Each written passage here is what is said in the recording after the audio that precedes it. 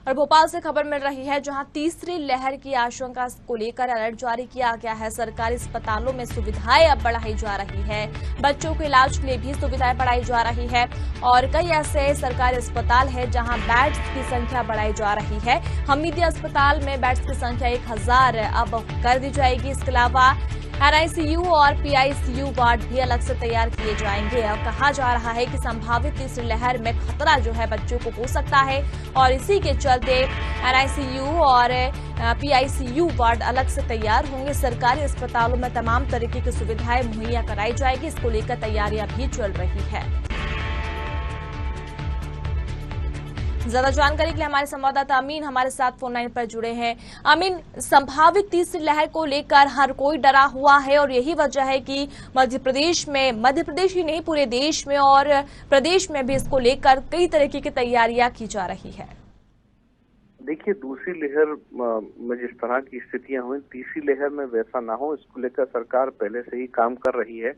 लेकिन जो संभावनाएं जताई जा रही हैं, खासतौर पर कि बच्चों को ज्यादा इफेक्ट हो सकता है, तो उसी के लिए सरकार कोशिश कर रही है। अस्पतालों में बेड बढ़ाए जा रहे हैं। खासतौर पर सरकारी अस्पतालों की बात की जाए तो लगातार बेड की संख्या बढ़ रही है। चाइल्ड स्पेशलिस्ट जो होते हैं उनको भी कहा गया है कि आप भी एक तरीके से सतर्क रहें। अगर जरूरत पड़ती है तो फौरन जो है युद्ध स्तर पर काम करने की आवश्यकता है।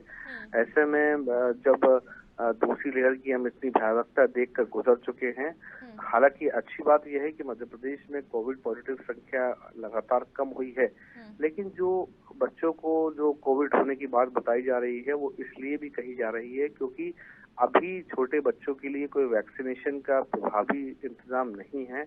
और यही डॉक्टर कह रहे हैं कि अगर सभी एडल्ट्स को, सभी जो 18 साल के ऊपर है उनको अगर वैक्सीन लग जाएगी तो फिर जो बच्चे हैं वो बिना वैक्सीन के ही रहेंगे और सबसे ज्यादा खतरा उनको हो सकता है। तो इस लिहाज से ये बात कही जा रही है और उम्मीद करते हैं कि ये संभावनाएं हैं, संभावना ही रहे और तीसरी लहर जो है वो आने से हम उसको रोक पाए।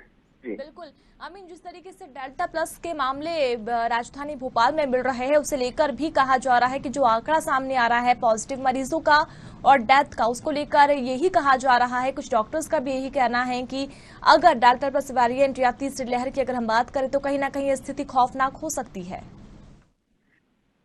देखिए, बिल्कुल खौफनाक हो सकती है क्योंकि डेल्टा प्लस वेरिएंट जो है वो ज्यादा खतरनाक है। उसके अब तक जो उसके ऊपर शोध किया गया है वो तेजी से जो आपके लंग्स हैं उनको इन्फेक्टेड करता है और पिछले कोविड में हमने देखा कि जो समय लगता था 3 से 4 दिन, वो महज 24 से 48 घंटे में ही आपके लंग्स को बहुत ज्यादा डैमेज कर देता है और बाकी ऑर्गन्स पर भी उसका इफेक्ट होता है। तो इसलिए इस डेल्टा प्लस वेरिएंट को बहुत ही ज्यादा घातक माना जा रहा है। हालांकि अगर पूरे देश भर की बात कर ली जाए तो महज 40 से 50 केस ही डेल्टा प्लस के देखने को मिले हैं। भोपाल मध्य प्रदेश की बात करें तो यहाँ भी तकरीबन कम ही केस है। तो ऐसे में ये 40 कब 400 कब 4000 और 4000 के ऊपर पहुंच जाएंगे, ये अपने आप में एक चिंता का विषय है। इसलिए इसकी रफ्तार को रोकना होगा और अब सबसे ज्यादा सतर्क रहने की आवश्यकता इसलिए क्योंकि लॉकडाउन पूरी तरीके से खत्म कर दिया गया है और ऐसे में अगर भीड़भाड़ बढ़ती है तो फिर समझिए कि एक बड़ी आफत जो है वो सामने खड़ी है।